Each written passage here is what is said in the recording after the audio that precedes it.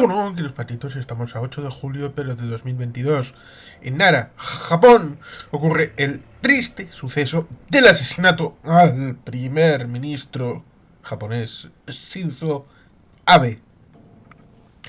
Cierto es, en ese momento no tenía cargos públicos, pero seguía siendo una figura prominente en su partido político y que evidentemente había pasado algo en el mundo que tenía mucha significación, como es el 24 de febrero de 2022, el asunto relacionado con Ucrania. ¿Por qué? Tiene significación algo que ocurra en el ámbito europeo para el ámbito japonés, porque, como comentamos con Rubén Villamor, tenemos un caso, el de las Kuriles del Sur, que tiene relación con el siglo XIX y las relaciones entre las potencias, y que evidentemente está relacionado con el siglo XX a través de la situación del final de la guerra en agosto del 45 y la conferencia de San Francisco de una década después, y los arreglos que llevan a que actualmente Japón no tenga una relación a través de un acuerdo de paz con la heredera de la Unión Soviética, como es la Federación de Rusia. ¿Y por qué? Pues porque el señor MacArthur ordenó a las tropas imperiales que se rindieran en las 4 Kuriles del Sur. Y esto evidentemente había sido trabajado por el señor Shinzo Abe como primer ministro durante su mandato, hasta el punto de que se decía que tal vez se llegaría a un acuerdo de un cierto arreglo para la situación en las Kuriles, no ya Sajalín, que tiene un asunto bien distinto, pero sí las Kuriles del Sur, que evidentemente han tenido población rusa en los últimos años y décadas, pero si uno fija su mirada en el ámbito urbanístico, es eminentemente de carácter japonés. Sobre todo en las construcciones más tradicionales. Lo mismo que tenemos en otro ámbito, construcciones de tipo finlandés, en la que era entonces la segunda ciudad del país en la guerra de invierno 1939-1940, pérdida del 10% del territorio en favor de la Unión Soviética, cosa que evidentemente a la par también garantiza la independencia de Finlandia, como comentamos en un conversatorio con Mariano López de Miguel referido al Día de Finlandia y la memoria de estos sucesos. Evidentemente, la parte más importante es la denuncia completa del asesinato político, como es la del ex primer ministro Shinzo Abe, lo mismo que hay otros muchos. Olof Palme tuve la suerte de estar en el lugar donde está enterrado y haber pasado cerca del cine cuya salida se asesinó en 1986 al que fuera el primer ministro sueco en la capital, Estocolmo, y que evidentemente la ministra de Exteriores, 2002 creo que fue, ministra de Exteriores de Suecia, fue asesinada también en un centro comercial. No, a ese creo que no asistí, no estuve allí, pero fue asesinada y por tanto estas cosas parece que suceden sobre todo en países como este que tienen una autorreferencia de la seguridad que luego ha visto su situación bastante debilitada por todo lo que Suecia ha vivido en las últimas 2 décadas y que evidentemente ha significado la ruptura con el modelo tradicional de socialdemócrata y de integración de todos los lugares del mundo donde quisieran llevar su refugio a Suecia, ya sean desde países africanos, países árabes, las guerras de Yugoslavia y después Afganistán, Irak y todo lo que uno pueda imaginar. En principio tenían refugiados de todos los lugares del mundo y luego el asunto ha derivado en donde ha derivado. Pero no estamos aquí para hablar de Suecia, sino para el asunto de los asesinatos políticos y del asunto de Japón. Tenemos algún que otro vídeo sobre, por ejemplo, algún libro referido a estos años después de la Segunda Guerra Mundial y un conversatorio con Toru Kanari acerca de la realidad de Japón y evidentemente el ámbito político, salvo unos momentos en los años 90, después del dividendo de la paz, que estuvo escorado más a movimientos de izquierda, sin llegar al socialismo, aunque el socialismo en Japón sigue estando, incluso el comunismo sigue estando ahí, a nivel nacional, el impacto es limitado. Seguro que habrá gente que me vendrá a decir cosas, diga lo que diga. Por lo tanto, vamos a comentar el hecho de que, como el PRI en Japón, tenemos un partido que ha tenido una suerte de importancia a lo largo de décadas en el poder y que más allá del poder, ha tenido las relaciones con las eh, prefecturas, que es la parte subestatal. En principio es un país bastante centralizado, a pesar de que tiene situaciones complicadas como ciertas multiplicidades de islas, el tema archipelágico. En principio, había incluso en los años 50, antes de la muerte de Stalin, una propuesta de neutralidad en el ámbito asiático, porque no solamente hubo el telón de acero, también hubo el telón de bambú en el ámbito asiático. ¿Y qué significaba? El hecho de limitar la posibilidad para, en principio, la Unión Soviética, pero luego China también, respecto de expansionismo, que tiene bastante que ver con lo que se conoció como la doctrina del dominó, de las fichas de dominó que podían ir cayendo, que caería Camboya, caería Laos, caería Vietnam, caería Indonesia, incluso caería Australia. Las fichas de dominó que irían una detrás de otra en un imparable ascenso del comunismo en Asia. Evidentemente había que hacer la doctrina de la contención, el tema de Kennan, George Kennan, el telegrama largo, el asunto de Fulton, Missouri en 1946, del telón de acero, de Winston Churchill, todo esto incoordinado en una época en donde Japón tenía importancia, sobre todo en guerra de Corea, pero luego también en la guerra de Vietnam, como un backup en una zona de descanso del guerrero estadounidense que luchó en Corea, que luchó en Vietnam, a pesar de que son cosas bien diferentes, como podemos ver los personajes del sheriff y de Rambo en la primera, en Acorralado, una película de 1982, mi año de nacimiento. Por tanto, hay muchos elementos que están allí rondando en el ámbito geopolítico, entendiendo, como comentamos hace no mucho con la cultura de defensa, que en Asia tuvieron, como en Europa, una situación en donde el ámbito económico giraba sobre todo en el estado de bienestar, a pesar de que el individualismo y los kiratsus en el ámbito de Japón son conglomerados empresariales que giran en torno a la pertenencia y a la identidad del trabajador dentro de la propia empresa, hasta el punto de que reciben suministros electrodomésticos, incluso viviendas, incluso apartamentos de descanso. Por supuesto, la producción incluye coches y un montón de aparatos electrodomésticos, como digo, que están dentro de la propia empresa. Su vida, su identidad es su empresa y el país. Es conocido ese caso de empresas que cuando entran los trabajadores por la mañana hacen sus ejercicios por la mañana y incluso pueden tener su propio himno de la empresa, la banderita, generar identidad dentro del conglomerado de esta empresa, macroempresa, que bueno, podemos conocer como pueden ser Mitsubishi y todas estas empresas de gran importancia, pero que luego, después de la situación económica de los años 60 y 70, en los años 80 se verá una cierta dificultad económica y con esta inflación y con la situación en donde acabará teniendo un retroceso, sobre todo en los años 90, cuando se veía. Y esto simplemente a modo de anécdota, recordar el hecho de que se comentó en cierto tiempo Network, un mundo implacable, en 1975, se veía que Arabia Saudí iba a comerse el mundo y que iba a comerse incluso los Estados Unidos, el tema del eurodólar, eurodólar por el tema de la fluctuación del dólar, venido del petróleo, comprando Europa por medio, a través de medios financieros europeos. Sí, sí, se utilizó el término eurodólar, y además del petrodólar, que vienen todos de estas monarquías que tenían un exceso de volumen monetario en tema de dólares por la venta de los hidrocarburos, sobre todo después de la crisis del 73, y que evidentemente tenían tal exceso que necesitaban comprar algo, comprar cosas, y esto derivó también en la compra de deuda externa a través de países que, por ejemplo, en 1982 cristalizó en la situación de impago de la deuda de México, que fue el primero que abrió la veda en los años 80 y que tuvo su impacto muy importante en la economía global y también en la época de los años 80. Pero también tiene la traslación respecto de desequilibrar las finanzas globales. Pero luego se dijo que no, Arabia Saudí era un bluff, era algo pasajero.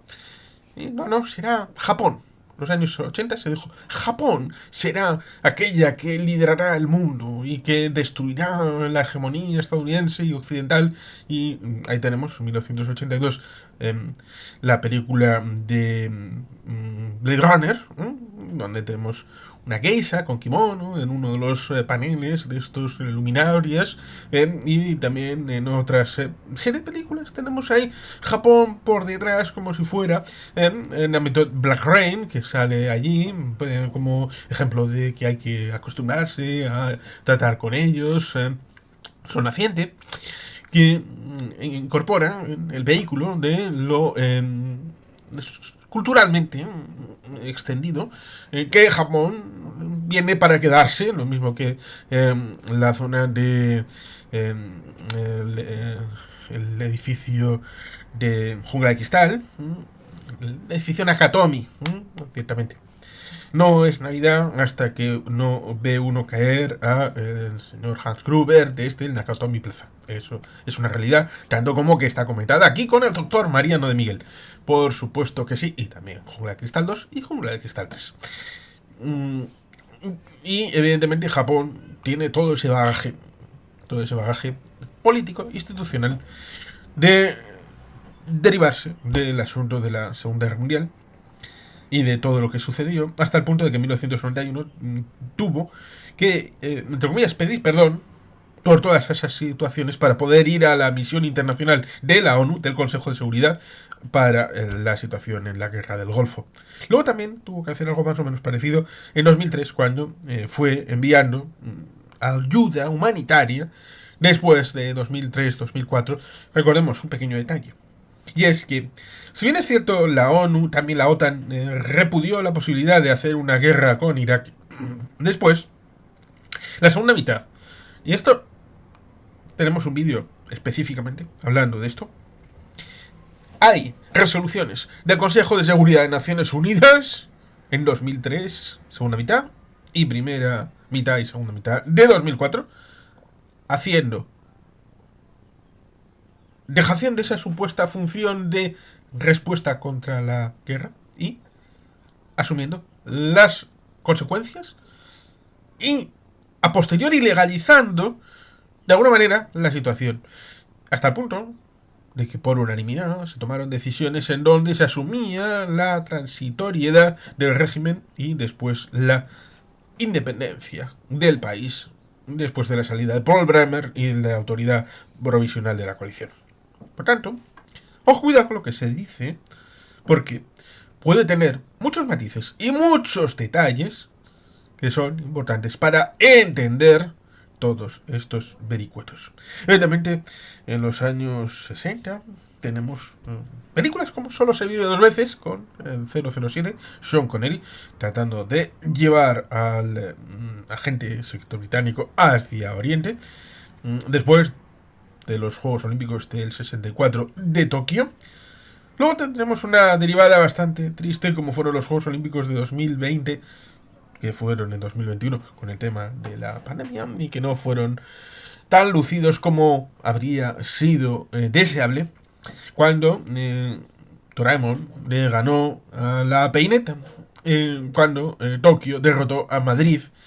A pesar de que luego, llegando a 2020, pues la gente como que se desinflamó el cabreo porque no hubiera habido un éxito organizativo como sí lo pudo tener Londres, que también derrotó a Madrid en los Juegos Olímpicos. Ciertamente, como comentamos en otros lugares y momentos en este canal, los Juegos Olímpicos ya no son lo que eran,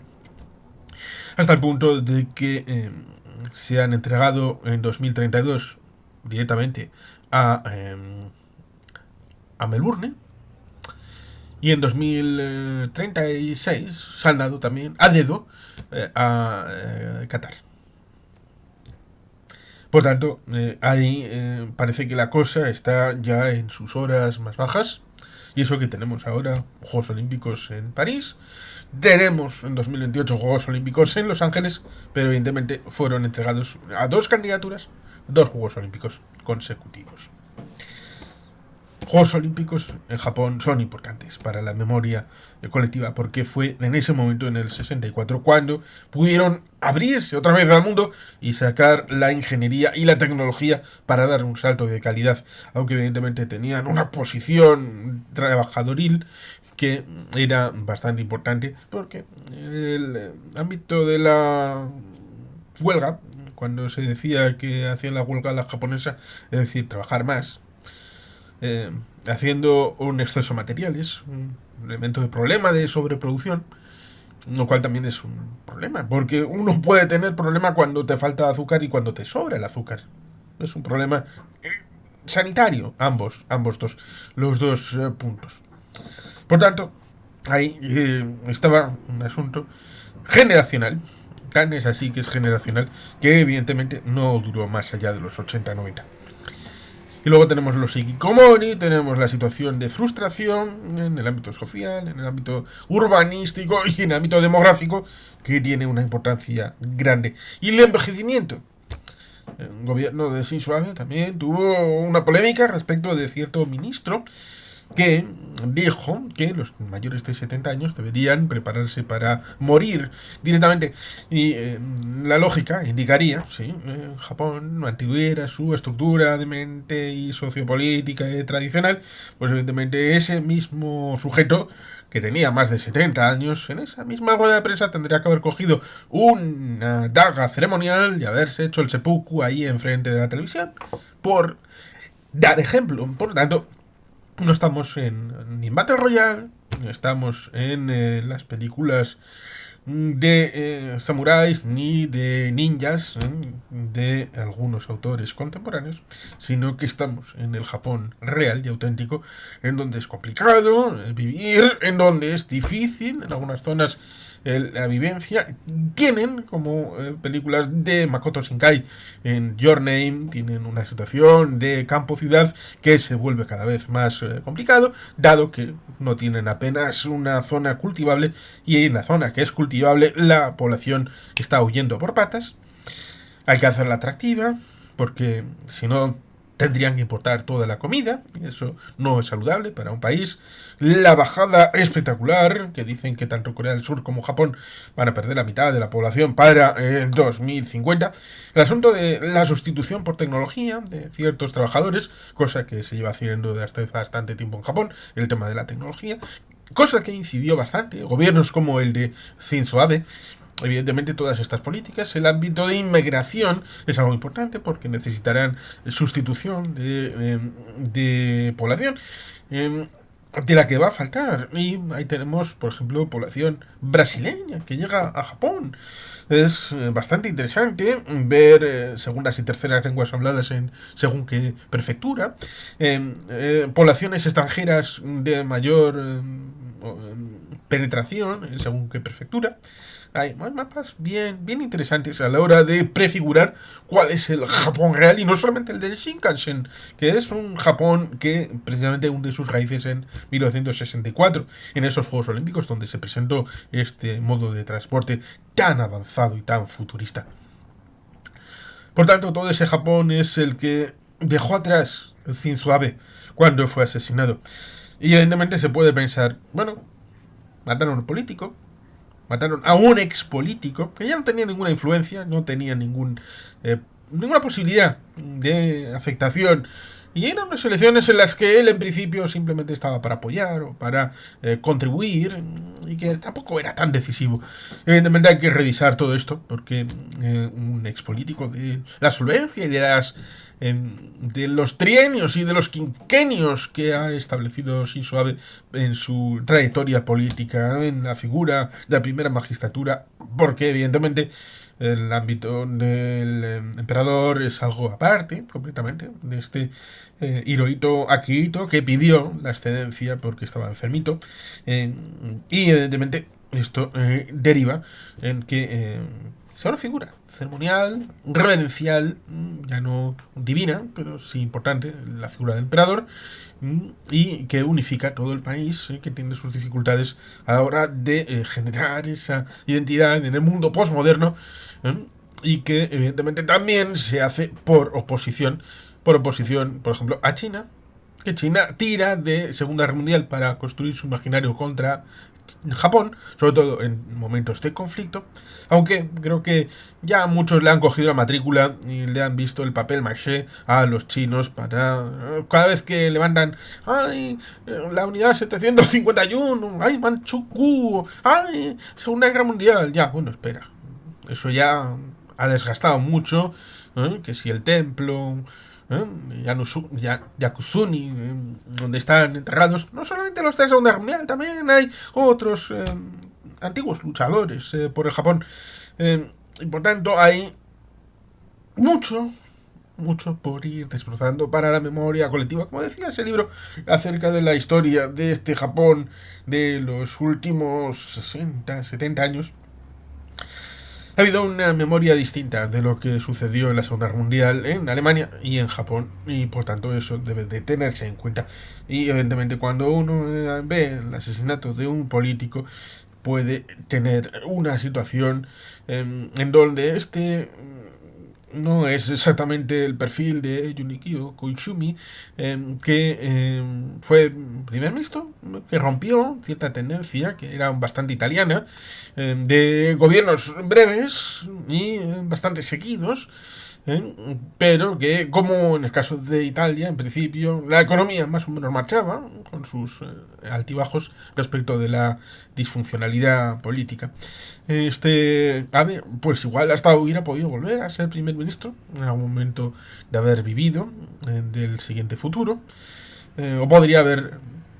convertido su realidad en un asesor áulico o en ministro de exteriores, o haber tenido alguna figura de preeminencia como dicen que tiene Obama sobre el Partido Demócrata actualmente en los Estados Unidos. Es algo que nunca sabremos, lo mismo que como comenzaba respecto del asunto de las Islas Kuriles, el trabajo sordo y de fondo que había trabajado con el señor Putin, que se fue por el ducto porque ya era un asunto bastante personal, que fue laminado con la ausencia del negociador por la parte japonesa desde un punto de vista, como digo, muy personal.